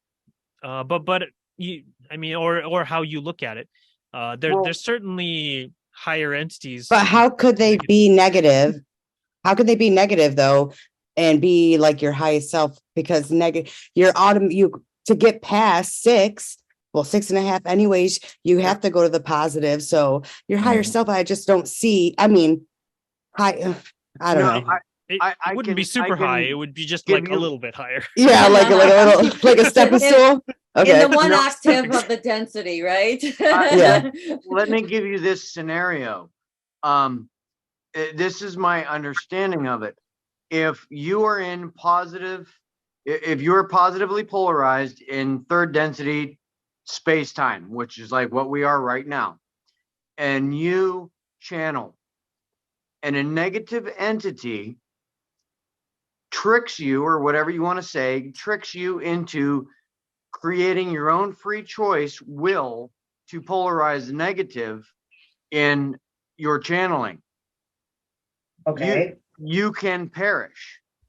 Yes. Therefore, you will have to be reincarnated in negative space-time after your incarnation in negative time-space when you perish.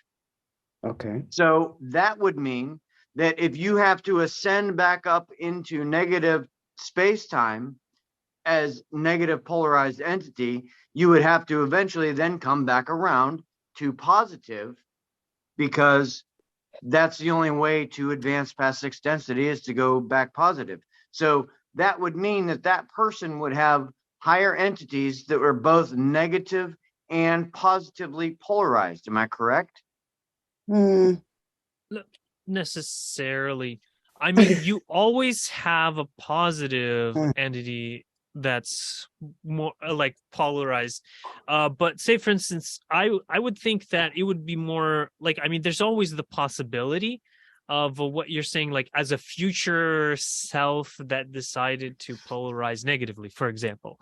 Or there's the past version of you. Say, for instance, if you already went through a negative incarnation cycle and then graduated at 6.5 density back into service to others, and then you're less likely to be tricked because you already have that prior experience, and so you can recognize the scammers, or if you will, or the negative entities, because you've already been there and done that, and so for you it's old school.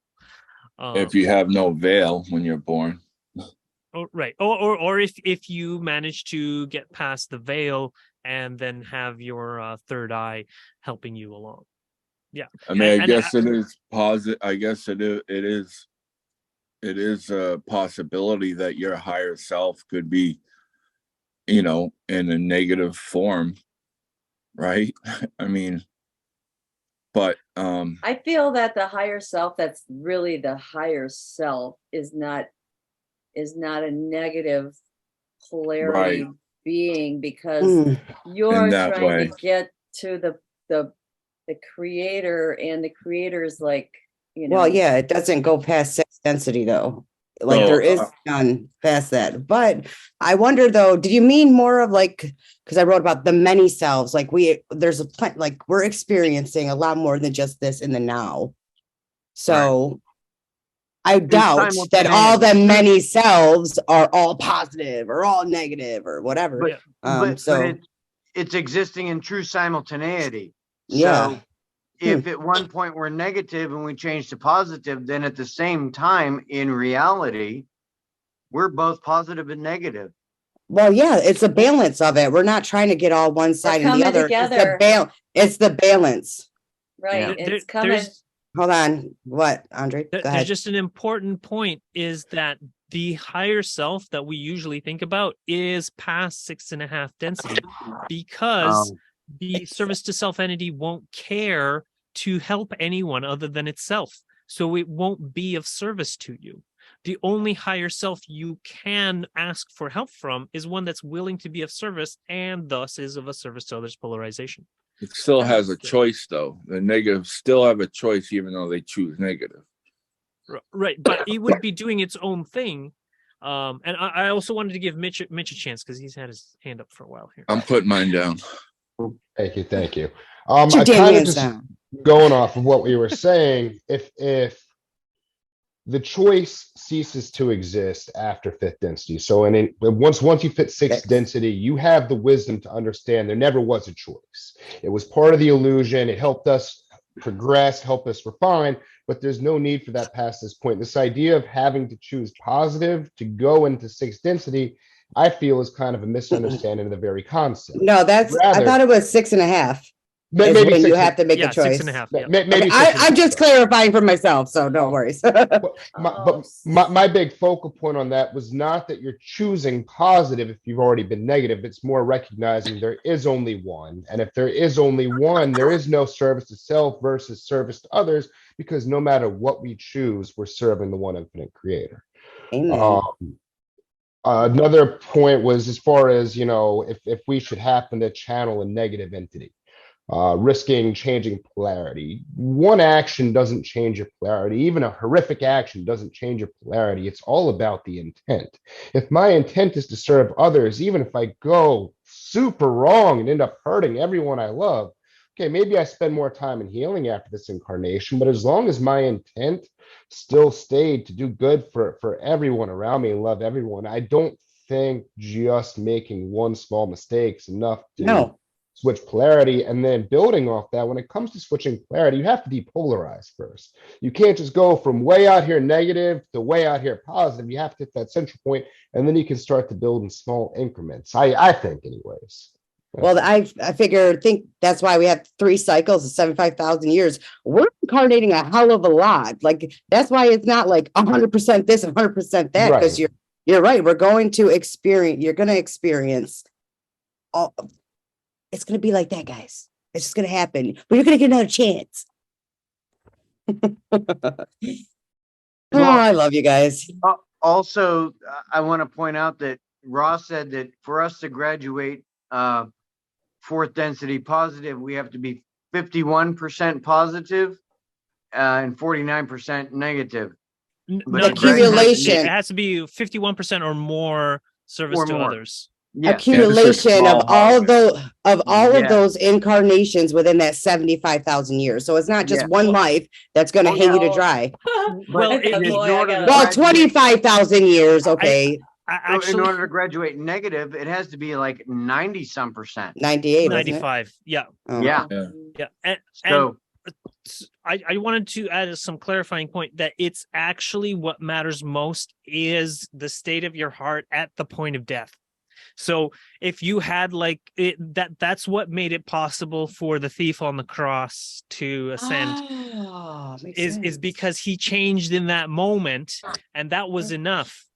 Yes. So you just have to do it at the Ooh, I very got end, but you just tingles. don't know when the end is. So you just have to do your best to be positive all the time, kind of thing, because you don't want to end on a bad note.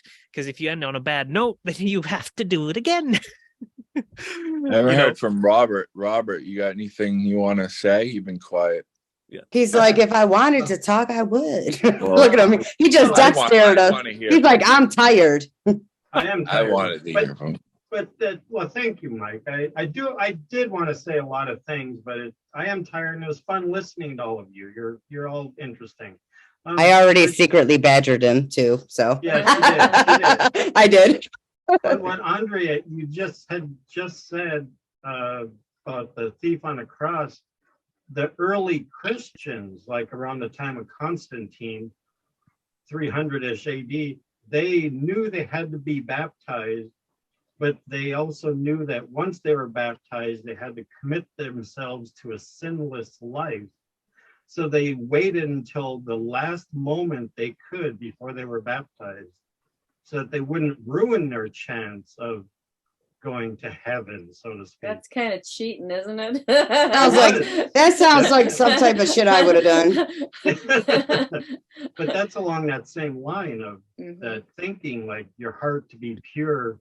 So it's best to just spend your life as well as you can, so that none of us know the minute of our demise.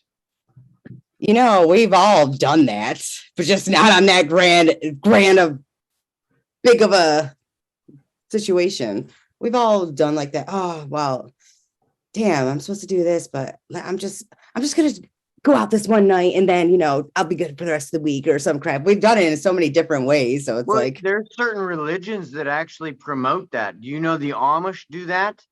They have with that thing when they send the Rumspringa. kids, that one. What is they it up called? until the point Rumspringa. where the men join the church. Once you join the church, you have to do certain things, but up until that Oh. point, they can buy tractors, they can buy cars, they can go Oh, to he's bars. not talking about what we're talking about. No, That's just a loop they have in their stuff. No, but Andre said that name, I can't say it, but they're like 15. When they get to a certain age, they get to 15, go out. Yeah, they get to go out and explore everything, and then they decide if they want to come back or to go and do their thing. They're non-combative, so they Oh, what don't the hell is they don't that? fight you. There's no they're non-resistant people. Yeah, the pacifists. Mennonite and Amish are non-resistant. Yeah, So because they follow Jesus and they consider Paul to be secondary. yeah, That's a pretty good thing to do, though. It is. They're one of the very few denominations that does that. Right. It's their choice, and it's not being pushed on them or whatever. It's not exactly what you think. See, we have a very large Mennonite populace around me, and I know quite a few of the families. They have stores out here and everything, and I actually know quite a few of them. But if you actually look at what they do, they isolate everyone in the group. You are not allowed to work for anyone who's not Mennonite. You're not allowed to hire anyone who's not Mennonite. You're not allowed to talk to anyone who's not Mennonite. You're not allowed to have the internet. You're not allowed to have TV. You're not allowed to have a radio. So the only information you get is from the Mennonite church and the people in your Mennonite community. Then you get introduced to the world and you say, okay, you can have this, or you can have all the support and love and care and everything. And no matter what decision you make, what business venture you take, who you marry, what children you have, no matter what, in this community, you are 100% taken care of. You go out there, you're on your own. Yeah. So make a choice.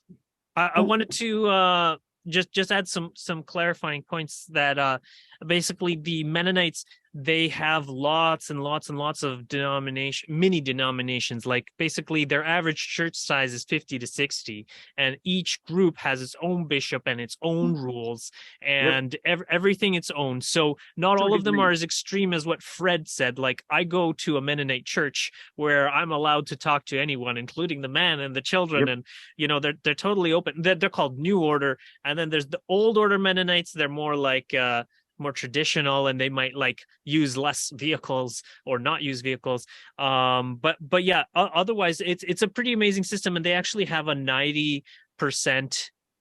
So of the children that leave at 15 to discover the world, 90% or 97% come back and decide they want to join the Mennonite church because it's better than what we have in North America.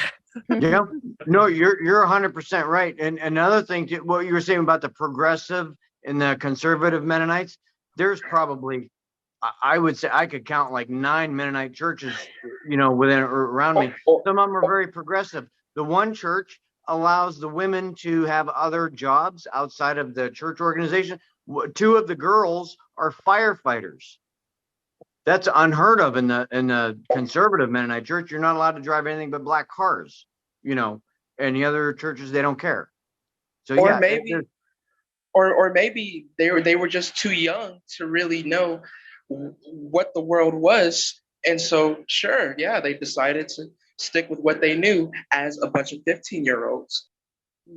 Yeah. Well, they can spend several years, till their 20s or till they get married. Like they basically, there's no obligation for them to join back. Some of them, like after a year or two, they're like, okay, I'm done with with the standard sad culture, standard American diet or whatever. I'm going back to the church. But some of them take longer, and because and they have like all these party groups and all these kind of youth gatherings and things like that. I think Mike wants to say something. Yeah, I'm looking at my buddy Benet, and I know that I'm going to put you on the spot, my friend.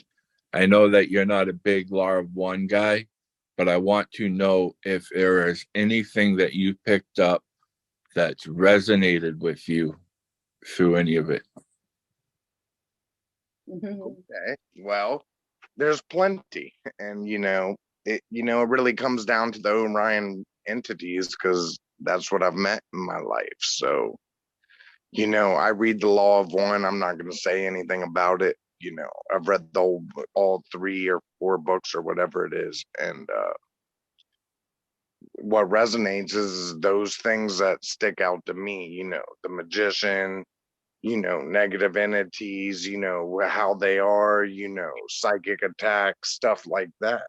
But I don't know what else you want me to tell me, because you really don't know my personal story. So I don't, but okay, we can move on. We'll talk personally more, I hope. I thought it No, was a great Yeah, night. we love you, Benny. no, I think what he said has power. I mean, obviously, he's going through some shit, and it's so interesting to like interact with somebody who has read such a positive lace. Or really, it's not even positive lace. It is positive centric. It is just positive centric, and to look at that and to be like, oh well, and to see the negative or the shadow side of it, which is, as STO entities, it's an area that we don't really touch often for obvious reasons. So I accept this brother here. I do. I understand where it comes from.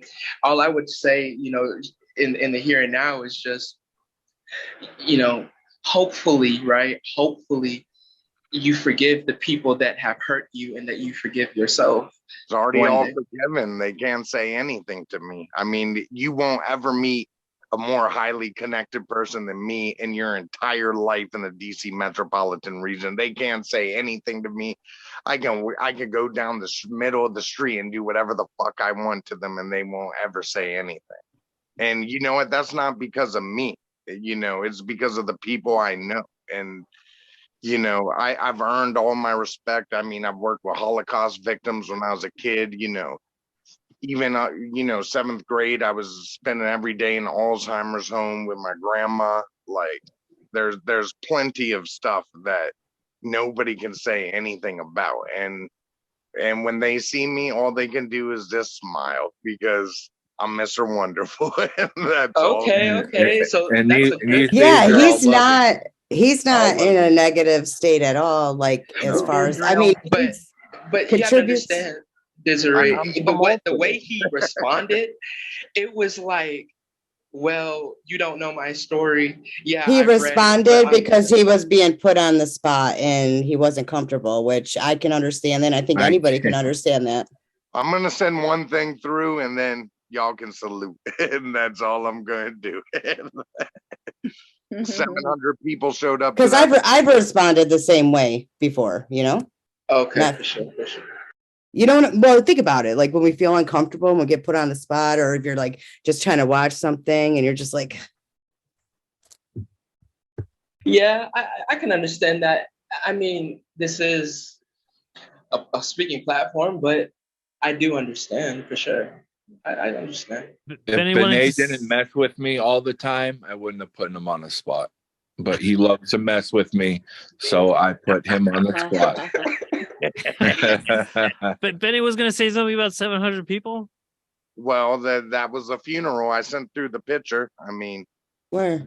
Oh, okay. God bless you, there's Dad. absolute trouble, fucking. He was Yeah, a man with a plan, and we ended up at the end, just holding hands. So that's awesome, bro. yeah, Rolo. that's all I can say. Does anybody have any last things they want to say or put out there before Robert closes out so he can go to night because he needs some sleep? I say I love you all. I love every single one of you. Love, love, love. Yeah, same here, guys. Thank you for Oh. coming. Yeah. But next time, come on so we can see you. I But love okay, seeing all you guys. Dude, there's something I want to tell you guys, right? tell us. Okay, so check this out. Okay, in New York, there is an STS version of what we do. Okay, and look, What it's is it? all it's okay. So basically, right, it's a group. I think they even do Zooms. It's a wall of one group. But instead of it being under the STO perspective, like we are, it's under STS. And What? bro, I didn't even want to believe it myself, right? But we were in one group and somebody had said that I think either they somehow were witness to it they got invited to it or some shit. I forgot the details of that, but yeah, it exists. And I was wondering if anybody like knows about that too, but it's in New York. I'm in New So York. I what you're don't know telling nothing. us is that you're a mole for a service to self group. Whoa. Let's not be paranoid, people. It's all right. No, I know People's Ramona. He's wrong. a good guy. He's a good Oh, guy. we Okay, I can't can go vouch for around. him. No, I haven't heard anything though. I haven't, honestly, and I'm Yeah. here. Is it can't something date you the actually bad found thing. online, or you just heard about it? You said what now? I think Is it something you actually found online, or did you just hear about it? Or what? No. See, no. Well, to answer your question, I didn't see it myself. I wish I did, but we were in a group. We were in a Law of One group, not this one. It's another one that me and Andre frequent, and somebody there was telling us that they had direct access to it. You see. that's interesting. Wow. It is, bro. That shit was so interesting. I was like, ain't no fucking way. I mean, what I find interesting about it is if I was looking to polarize upon service to self, not that I couldn't see being familiar with Law of One being helpful, but I'd imagine there are doctrines out there that'd be a lot more helpful with learning the more subtle aspects, manipulation and stuff like that than Law of One Exactly. could ever potentially be, you know? And I mean, yes, there's still going to be that core principle at the end, but I feel that so much time would be wasted in reading Law of One, focusing on aspects that wouldn't be of any interest, you know? Well, to be honest, Mitch, I would actually respectfully disagree because when you see, let's a lot of people could already agree that the 1% are highly STS. Some people think that they're benevolent, but most people think that they're not, and that they're secretly pulling the strings, quote unquote. The techniques that they use are highly STO derivated. They derive from the STO school of thought, because what they use is they use things like they work in the shadows. That corresponds to kind of what we do, because that corresponds with our respective free will, the first dispersion. They use the light to purport the dark, et cetera, et cetera. So yeah, I think for them to actually build their STS path, you actually using the Law of One is very dangerous, so to speak. So to speak. Or smart. But we can't look For at them, I mean, not Both. we can't look at it as a negative either, you know, especially learning from the Law of One. We can't look at STS as negative, even though we want to, but it's just a thing, you know. Some people are STS because they more than anything need to learn to love themselves, and that's it. And I think that comes right out of the raw material somewhere. Yeah, I agree. Yeah. Oh, all right. Also, just on that note, I actually, the STS material was what first resonated with me in the Law of One stuff. And then, like, for a long time, I thought I was STS. And then when I was talking to the Bring Forth group, they were like, I was like, oh, I activate all my chakras. They're like, wait, no, then you have to be STO, because if you activate your heart, then you're STO. I was like, oh, I'm STO. Okay. Well, then, then I got interested in the STO part. It's all STS at the end of the day, if you really, really, really think about it. Well, it's all one. It's all one. At the end. Exactly. Ed, and then I guess Robert. Yeah, there's only Robert one will close self. us out. Yeah. There's only one Ed, self. go ahead. Ed, just last statements. So talking about this, the negative use of the Law of One, there's actually been quite a few cults over the years that have used it as the basis, that have had quite negative press.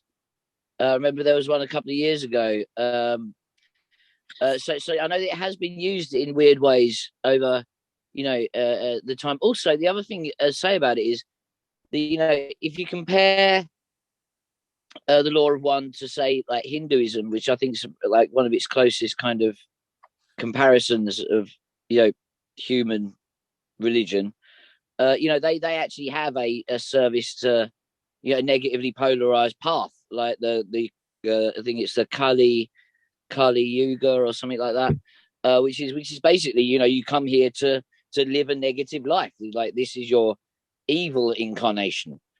you know, so where you come here to polarize negatively.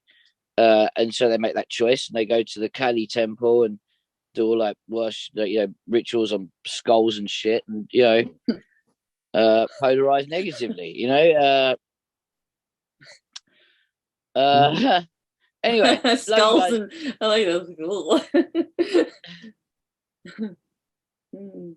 Okay, it's time to go. Robert's got some overtime to do, and he's patiently waiting. But thank you everyone for your input. And yeah, we'll close it on out, buddy. Well, I hope I make sense. It's okay. If you don't, we feel it. Yeah, but I'm so appreciative of this group of people. We're coming together. There is a crystalline structure forming amongst our group itself. And as the colors become more vibrant, shining through us and with us, it is my hope and desire to see us all become more and more crystalline in the most proper way of the STO, and we can be of great service to others in our daily life as we go off and do our own thing. Thank you very much. I love you all. Good night. I love you. Thank you. And I love every other one of you. Love you guys. Till next week, guys. Creator. Thank you all. Love and light and the one infinite creator. Back to you. Yeah. Night, guys. Good night. Bye.